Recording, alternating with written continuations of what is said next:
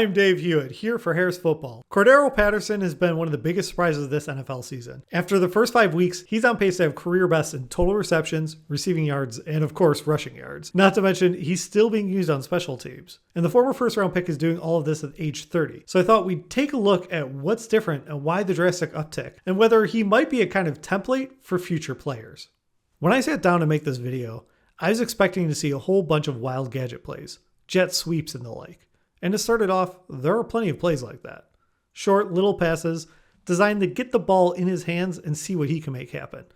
They'll move him around the field and do this from different formations.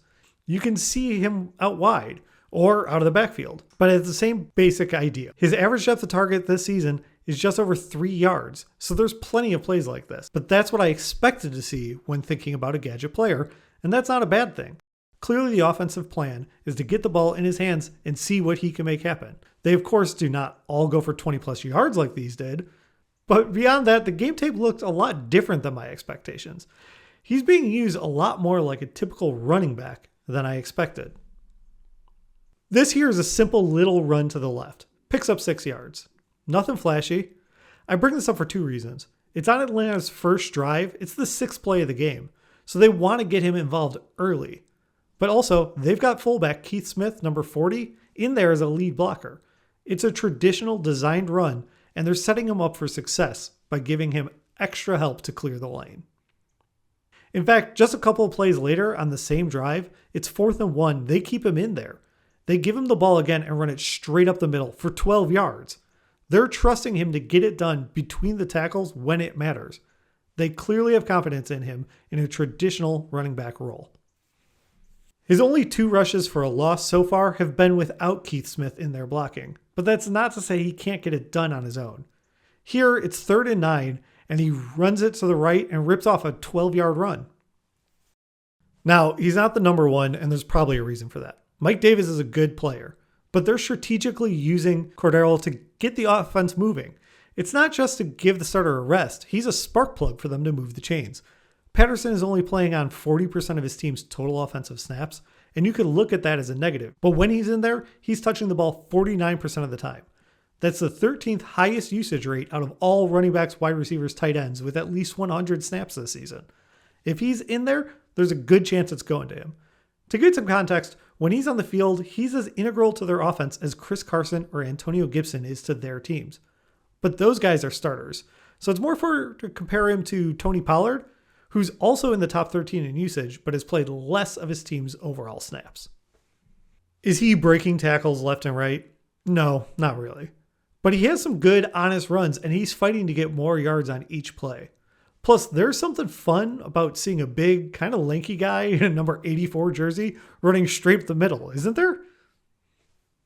And while I don't see a ton of it on his tape out of the backfield, here against Tampa Bay, he runs off the right end and has the ability to change direction and make sure would-be tackler Antoine Winfield, number 31, can only get his fingertips on him. Oh, and ho-hum, he runs it in for a touchdown.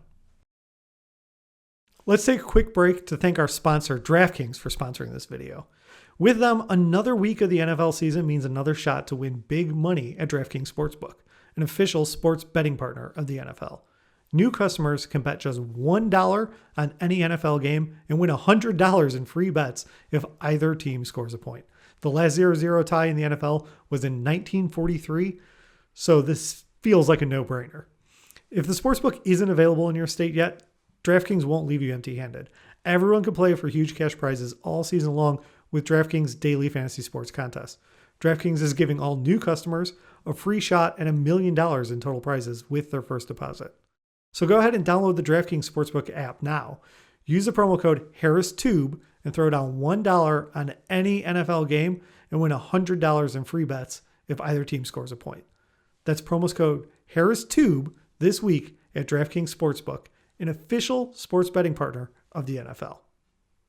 And while it's fun to see something new, like I said, you do not generally expect to see someone this tall and kind of gangly wearing an 84 jersey run it straight up the middle. You could be left saying, so what you're telling me is he's a running back now. Great. But I think this is where it gets interesting. He's more of a running back plus.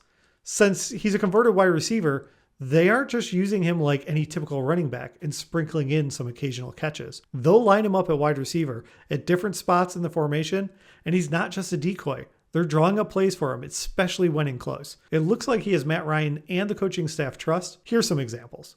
On this one, he's in the backfield.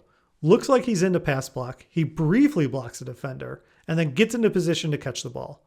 It's going to be a short little pass, but high, and he reaches up with his long arm and pulls it down, bailing out his quarterback and jogs it in for the score. Here's a play that was designed for him in the red zone. Again, Patterson lines up in the backfield. There's 19 seconds left in the half to give this some context. He runs a short little route to the left. They get the ball to him and let him do work, making the first man miss and then muscling it into the end zone. This time he's out wide at the top of your screen. He's going to run a little post route and end up taking it to the house. It turns out he wasn't covered very well. It's a breakdown in the defense for sure. But my point is, this isn't a route you'll see all running backs get sent on, even those with good hands. They sent him deep on purpose. He's got the wide receiver background, and they utilize that. Okay, and here, this is a 5 wide receiver set. He's lined up out wide at the bottom of our screen. Lots of running backs in this situation are purely a decoy, but this play is intended for him. They want to go to him when they're in close. Just look at how quick the release is after the snap. Great ball placement too. It's thrown early and a little high where he can go up and grab it. But let's look at this from the other angle. Just watch Matt Ryan's head. He immediately looks to his left and has CP in his sights. They're in the red zone. He has the trust of his quarterback, and that means they're going to take shots with him. Okay, so what does this all mean? Is it something special about him that has made him uniquely qualified for this role? Is he alone in doing this, or is this the start of something new? Yes and no. Of course, he's not the only guy being used in both the pass and the run game. There's other wide receivers being worked into some traditional run plays here and there. We have examples of this in other places around the league. If we look at Curtis Samuel last year, he had 41 carries as a running back. 41 rushing attempts is a lot for a wide receiver. This was a clear point of emphasis for their offense. Or Ty Montgomery. He was a former running back, converted to wide receiver for much of his career, and then pressed into service with the Saints as a running back last year when they had a need for him due to injuries. But to me, this feels different. Patterson isn't simply being pressed into service because of an injury ahead of him, like he was with the Bears last year. Atlanta signed him to be their number 2 running back, and they're using him like that. At least 60% of his plays are rushing. And while I don't have an example of another team using a wide receiver as heavily in the run game, it does feel like we're seeing more and more of this across the league. Laviska Shenault's a great example. His biggest boosters were saying they hope to see him move all over the field. On this play, he's going into motion in the backfield and turn it into a run play. He'll come back out with it. I wouldn't say this play here worked particularly well, but the Jags are certainly trying to get him involved. And that's nothing new and revolutionary, trying to shake things up with an explosive player. But we do have other examples that look a little more traditional run plays. Just this week, when the 49ers faced the Cardinals, we saw Debo used out of the backfield. This is a pretty typical run call, other than the fact that they chose a wide receiver, but it worked. He ran it in for 13 yards for a touchdown. Or what about this one? In the same game. This is just fun. Arizona comes out in some sort of, what even is this? Inverted wishbone? They schemed up a play specifically to get Rondale Moore a chance out of the backfield. They wanted the ball in his hands to see if he could do some damage, and he did.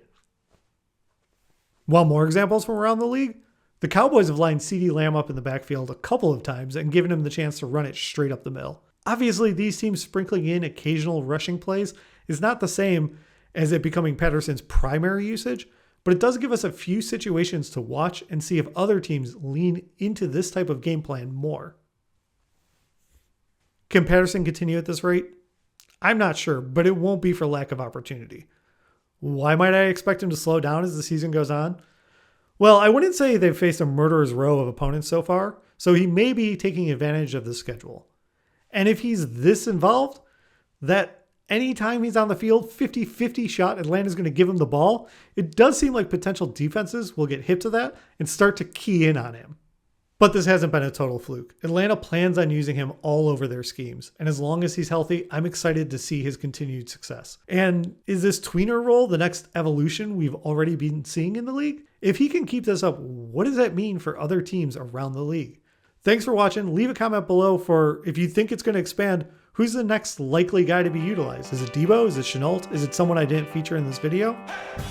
Thanks so much for watching. Please, please, please smash that like button, write a comment, tell us who else you'd like to see us review film on, and of course, best of all, please subscribe to our channel and then click that little bell above the subscribe button and you'll be notified whenever we post a new video.